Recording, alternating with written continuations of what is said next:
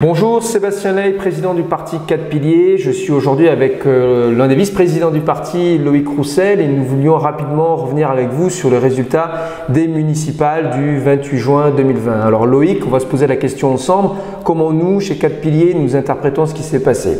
Je crois que le premier phénomène fondamental, c'est l'abstention. On est en phase véritablement de déliquescence de notre démocratie. Dans la commune où j'habite, le taux de participation a été de 26%, encore inférieur à la moyenne nationale. Et on a un candidat qui a gagné avec 100 voix d'avance sur le numéro 2. Donc on va avoir un problème de légitimité de ces maires. Malgré tout, les médias essayent de nous vendre une vague verte en disant que le principal enseignement de ces municipales, c'est la victoire dans les grandes villes, à Bordeaux, à Lyon, à Grenoble, à Besançon, peut-être potentiellement on attend les résultats à Marseille, de candidats issus de l'écologie, parfois seuls, le plus souvent unis avec le reste de la gauche. Alors, il ne faut pas minimiser, je crois, on a eu l'occasion de le dire récemment lors d'un de mes passages sur LCI, l'importance pour les Français des questions environnementales. Et nous, à 4 piliers, nous allons vous dérouler au cours des prochaines semaines un programme ambitieux sur les sujets fondamentaux de l'écologie, à savoir la protection des animaux et de la flore, puisque nous sommes un pays complètement rétrograde avec Macron sur ces sujets-là, la question de la protection de nos paysages, et puis également la question de nos transports et de sujets concrets comme le recyclage des déchets ou les plastiques. Malgré tout, les Verts sont focalisés de manière assez autoritaire sur la question de la transition énergétique. Et en fait, moi Loïc, j'aimerais connaître quelle est ton interprétation de cette pseudo-vague verte, comment on peut l'expliquer, est-ce qu'elle est réelle finalement? Alors je pense que c'est lié fortement justement à ce taux d'abstention. Je crois qu'il y a beaucoup de gens qui ont voté vert ne sachant pour qui voter. Donc ça a été peut-être un vote par défaut pour une partie de leurs électeurs et cela signifie aussi qu'il y a une véritable appétence pour les thématiques de protection de l'environnement. C'est quelque chose de tout à fait légitime puisque la qualité de vie c'est central, bien entendu. Je crois qu'en fait que le véritable enseignement que nous pouvons tirer de ces municipales, c'est qu'actuellement, pour une majorité des Français, puisque le parti des abstentionnistes, c'est bien le premier parti de France, ces gens-là n'ont pas de maison politique pour les accueillir, ne se sentent pas représentés. Leurs aspirations ne sont pas prises en compte, sinon ils se seraient déplacés, bien entendu. Et c'est justement la raison majeure pour laquelle nous sommes en train de créer le parti 4 piliers, c'est pour offrir une alternative à tous ces gens qui sont totalement déboussolés, totalement déçus par la politique traditionnelle. Je crois qu'en fait, finalement, dans ce vote vert au 28 juin, il y a deux composantes. Il y a une composante verte réelle. En réalité, c'est beaucoup l'électorat de Macron. C'est un électorat plutôt urbain, aisé, bobo huppé, sans frontiériste. En général qui défend aussi les minorités raciales fortement et qui donc a la même vision de la société. C'était des gens de gauche ou de deuxième gauche qui ont voté Macron, qui cette fois-ci ont voté vert. Et puis il y a un aspect dégagiste important, d'une certaine manière, en partie.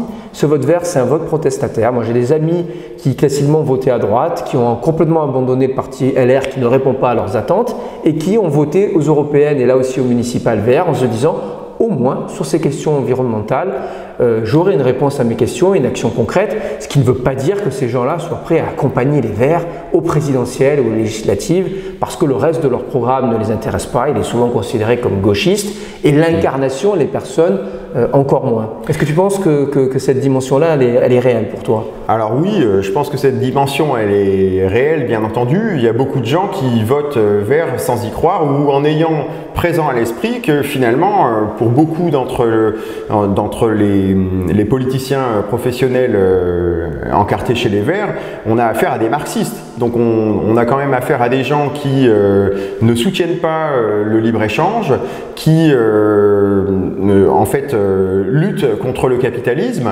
et finalement, si on prend un petit peu de recul, il ne peut pas y avoir de réelle protection de l'environnement sans un minimum de prospérité économique. Les deux sont parfaitement corrélés.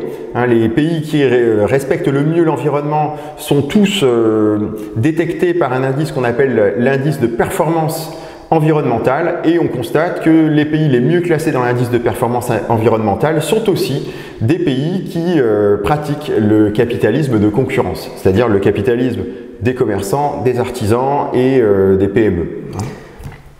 Un bon point. Je crois aussi d'ailleurs que l'électorat historiquement de LR, ce qu'il reproche à LR, c'est de ne même pas se soucier de ces questions environnementales. Quand on regarde ce nombre de candidats au municipal LR, ces questions-là ne sont jamais abordées. Ils les ont abandonnées finalement aux formations les plus gauchistes. Alors si on parle d'ailleurs de LR, on a l'impression, en fait, beaucoup de maires qui ont été réélus sont LR. Donc si on regarde en agrégé ce qui s'est passé hier au premier tour, on pourrait dire qu'il y a plutôt une victoire des forces de droite, de LR. En réalité, quand on parle aux gens, on s'aperçoit qu'ils ont voté souvent pour leur maire sortant, sans avoir vraiment conscience d'avoir voté LR. Donc est-ce que toi tu vois, on a parlé de vague verte, est-ce que c'est plutôt une vague LR ou rien du tout finalement? Alors en fait, c'est vrai que si on s'abreuve à la source des médias subventionnés traditionnels, on a l'impression d'avoir assisté à un tsunami des forces progressistes, dont font partie les Verts. Si on prend un petit peu de recul et qu'on analyse réellement ce qu'il s'est passé, en analysant par exemple les tendances politiques des maires élus des 236 villes de plus de 30 000 habitants de France, on se rend compte que finalement il y a un recul des progressistes. Un recul du PS, ça voilà. C'est certain. Voilà, un recul du PS, un effondrement des communistes et de l'extrême gauche traditionnelle. Il y a eu effectivement une certaine tenue des candidats verts qui ont été massifs, enfin qui ont quand même été élus dans les grandes villes, mais c'est un phénomène qui est vraiment limité aux très grandes agglomérations, je dirais presque aux villes universitaires. Donc c'est vraiment à Paris, Lyon, Bordeaux qu'on a vu des maires verts être élus. Dans les villes moyennes, on n'a pas vu ce phénomène. La majorité des maires qui ont été élus sont des maires d'hiver droite. Exactement. Dans la France périphérique, on a essentiellement des maires d'hiver droite qui ont été réélus, quelques nouveaux mais très peu.